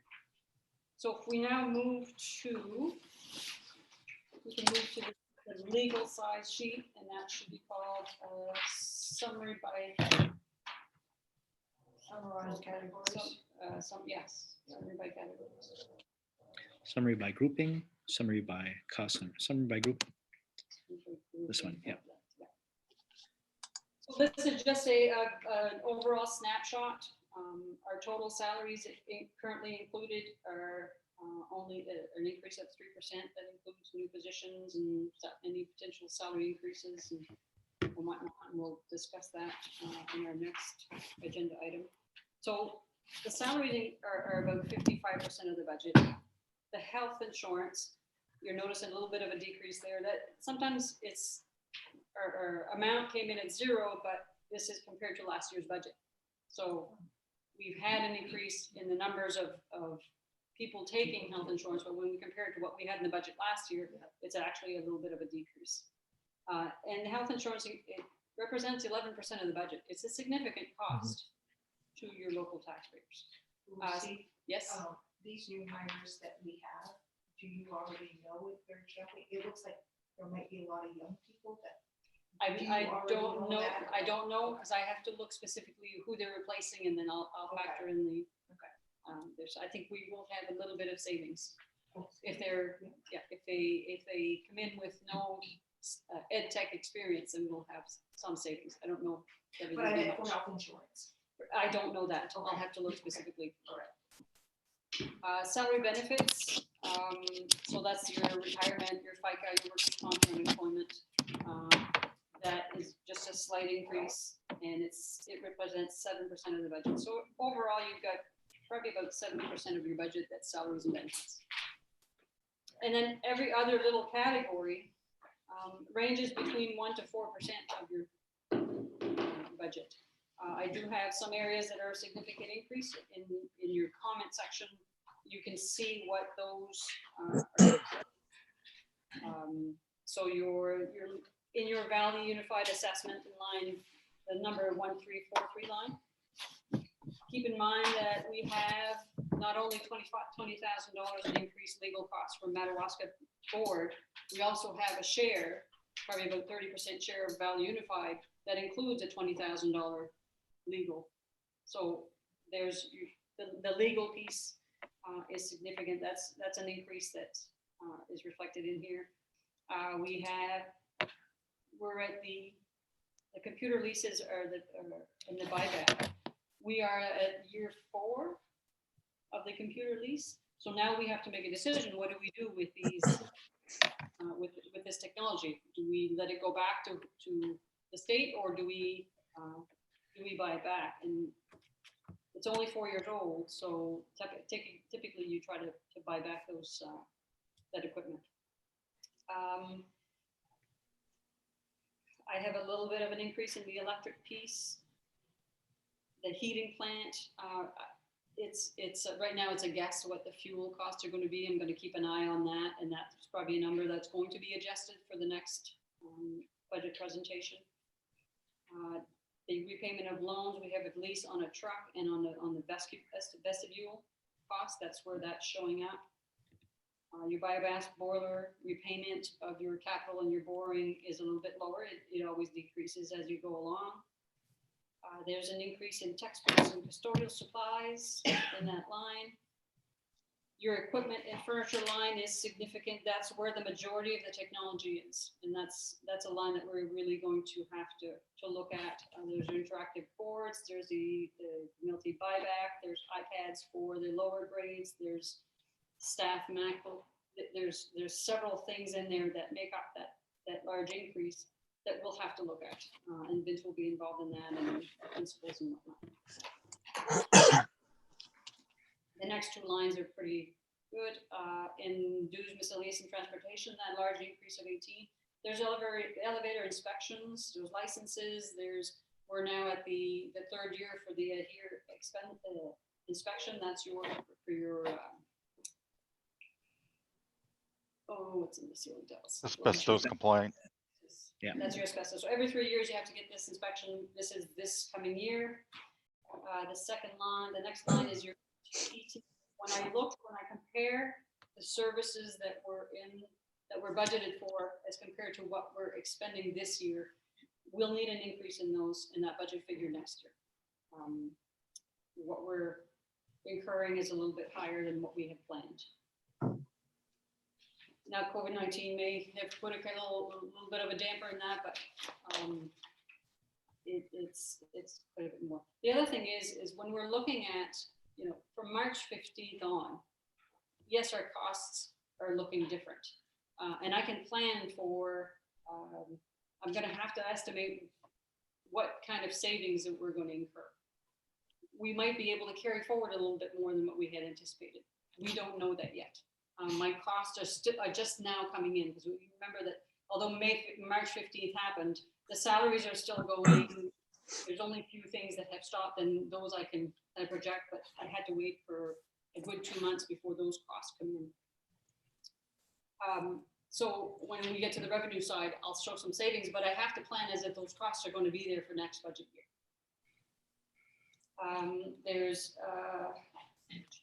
There's more costs in library workstations. And when we say workstations, is even though these our offices are not in the classroom, we do have to replace the workstations that they work on, their PCs, their computers, their server, their network. So that's where some of the costs are. Building repair and maintenance. Paul did a really good job going through his budget and identifying areas that either needed to be increased or decreased, and what he needs to fix our building. There's our $25,000 contingency. Conferences and workshops. What we typically look at there is, before we charge it to our regular budget, we look at any other funds that are available. So usually your Title II funds that allow for professional development for teachers are where we tap in first, and then you go to the regular budget. So I'm keeping that line pretty much stable. School lunch program, I anticipate that with this COVID-19 food delivery, we'll have an interest now from families that were not previously taking advantage of our school lunch program. So I anticipate that when they come back to school, the kids will be more interested in participating, and the parents will be more anticipating. So although we may have an increased cost, I anticipate we might also have an increase in revenue from both the parents and the state. If we serve more, we collect more. So although the governor had made a change in the ability to collect from parents who were not paying. So that might decrease some of our revenue in that, even though they're stated as full pay, if they don't pay the bill, we have very little recourse to go and get those funds. That's kind of thrown and then we have a bus in the budget as well.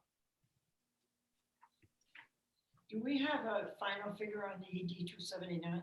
We do, yeah, it's included in there. It's not completely approved yet, although the communication we're getting from the department is that they don't anticipate those numbers to change. But it has not been fully approved by the commissioner yet. And I think the delay there is primarily due to the emergency measures that are in place, because as soon as the commissioner approves it, we have a 30-day window to go through to get our budget process. So they're kind of delaying that because I understand there's not much that we can do right now. We also asked the commissioner in our meeting if there's any chance that our current subsidy will be withheld in our last few months, and she said, don't worry about that. That's not even on their radar. So did we get an increase in our 279 this year? And that's our segue to our next sheet. So the funnel sheet should be revenue funding and revenues.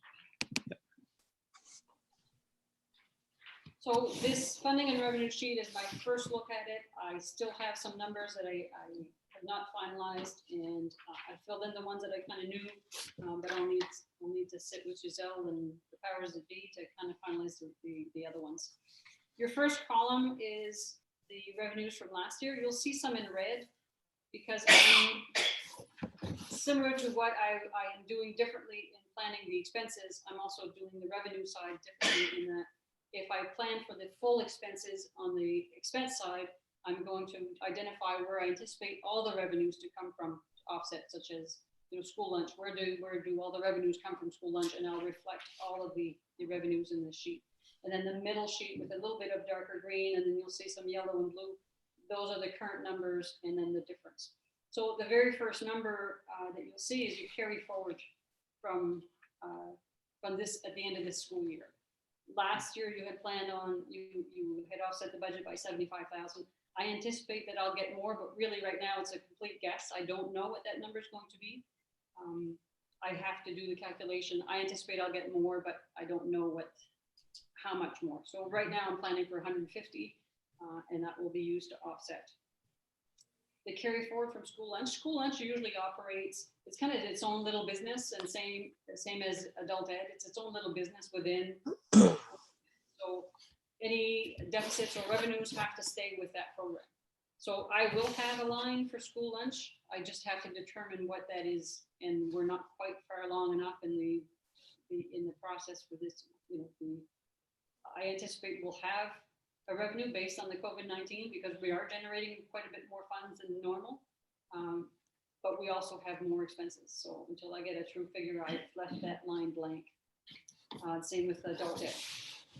So I anticipate that we can put in probably 164,000 as a cash balance to offset And then when we go to local revenue, the EPS allocation, the 2,559,386, that's the number on the EDU 279 that the state says this is your required local. The next one in blue, that's the last number that I fill in. So I identify all my other revenues before I determine what the additional local is going to be. And that number will change. I just don't know what the figure is. Now I have to plug it into, at the end of the day, I have to identify all the revenues that will make up the exact same number as all the expenses that I'm planning. Your school nutrition program, last year, the local amount was 114,132. Right now, at the level I'm at, I would anticipate just a slight increase of 118,860, about 118,860. But that number will change once I get a better picture of what we'll be able to carry forward. And continuing education, when Stacy planned her budget, she was looking at a slight increase there as well of 55,000 to 55,000, not 5, an increase of about 6,000. Then we look at tuition and fees. You're primarily collecting tuition from Grand Isle, so your tuition, there's an administration fee that they're contributing. They're contributing towards your special ed administration, your social worker services, your special ed services. So they're contributing towards your edX. And then you have some tuition from unorganized territories. You currently have 2 students from Baker's, and then your state agency clients generate a little bit of money. Your other local revenues, your food service, this is the 70,000 is what I anticipate we might be able to collect from parents. As we go forward, I'm going to look at the last 2 years to come up with a better number of what that might look like.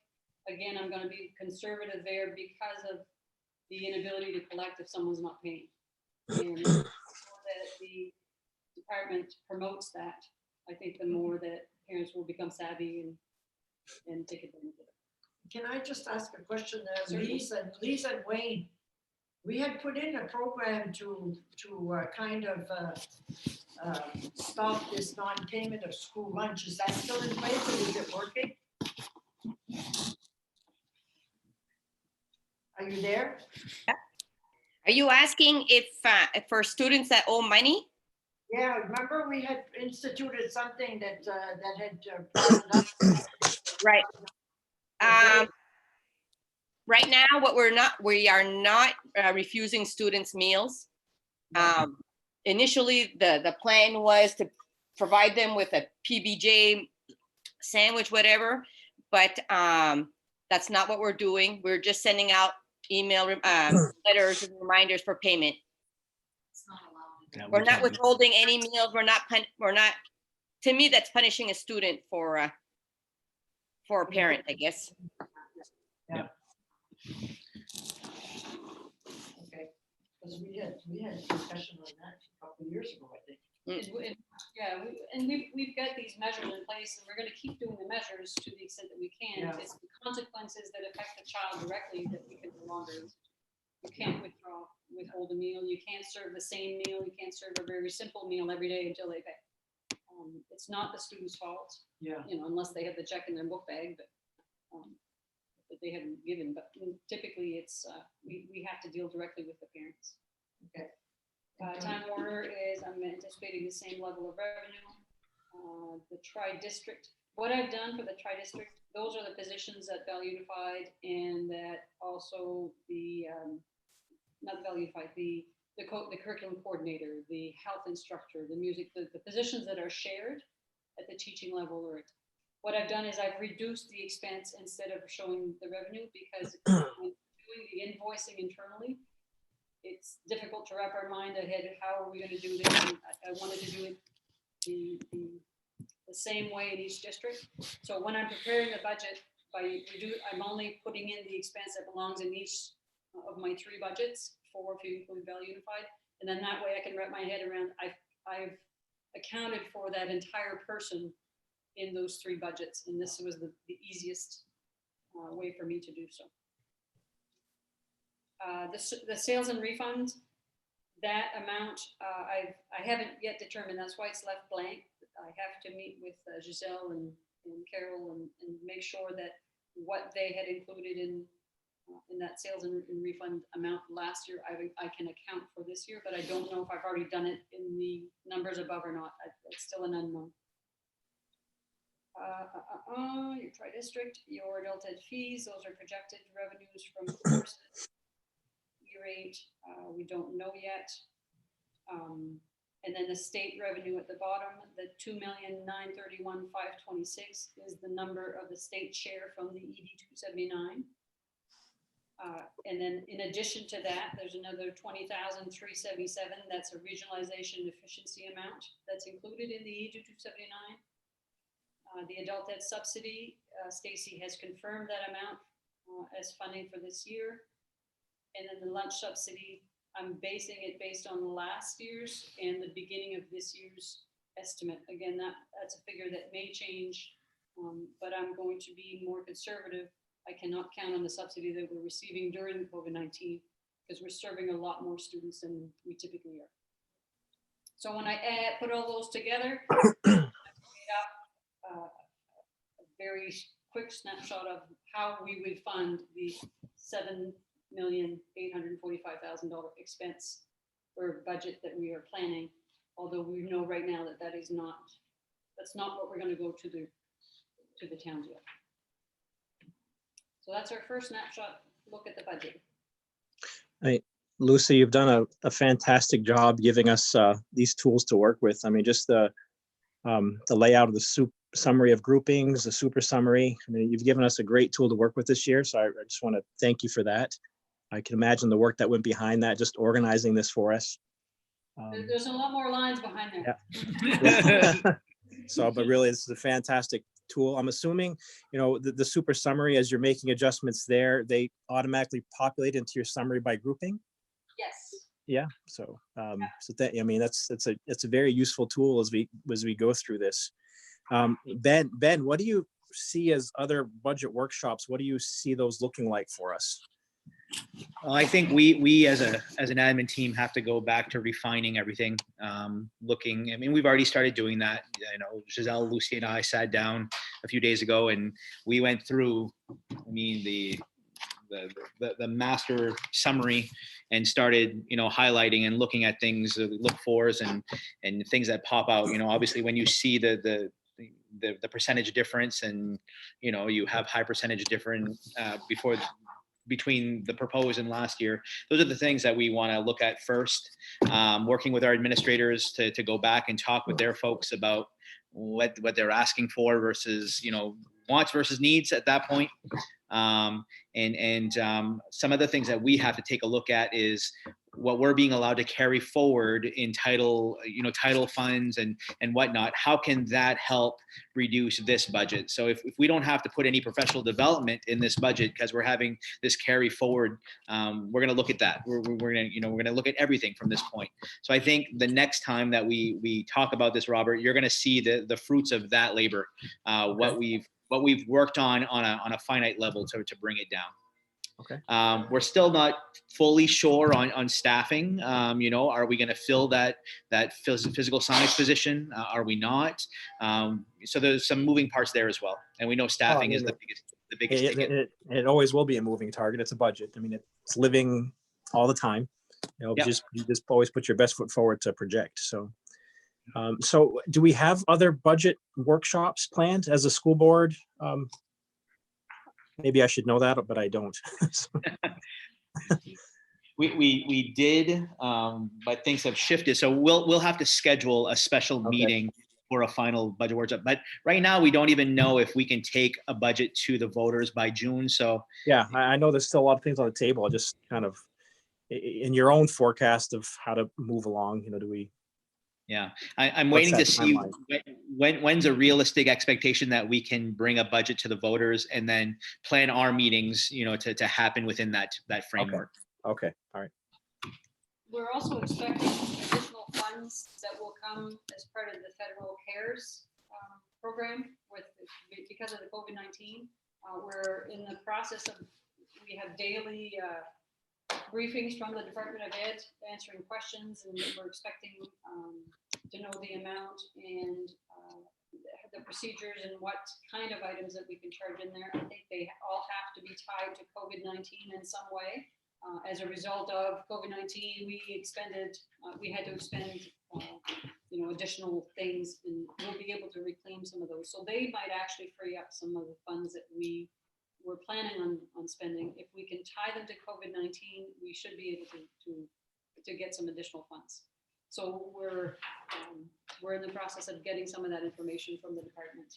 And those funds will be available to us for, I think it's a year and a half.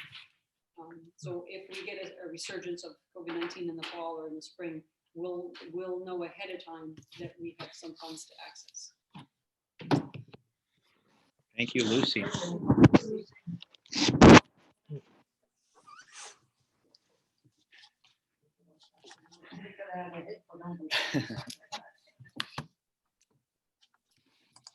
Now we can go into executive session. Yeah, so the way this will work is we'll make a motion to enter into executive. I'm gonna push Robert and Louis into a breakout room. So you're gonna go virtually into another room. I hope you're both gonna end up in the same room.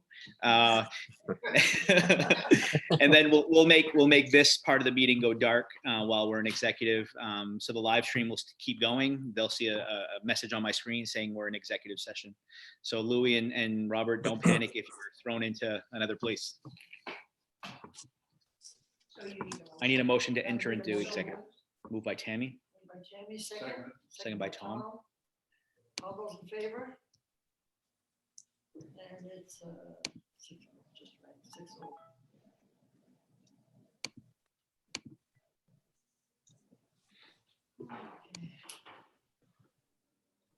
And the rest of you, thank you very much, and we'll see you later.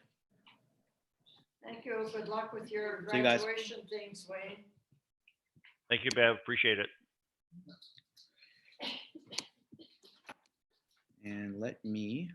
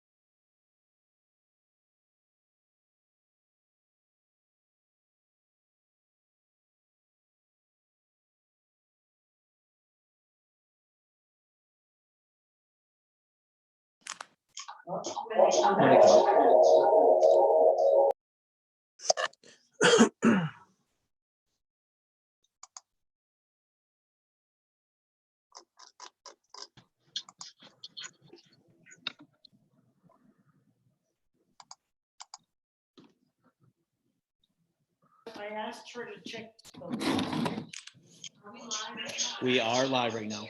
So we should have a motion to exit. Yeah. Executive okay, the session. motion to exit the, Move, executive moved by session. Louis, Moved by Louis. Second? Second by Tammy. All those in favor? And it's, Aye. 6:20. And we're out.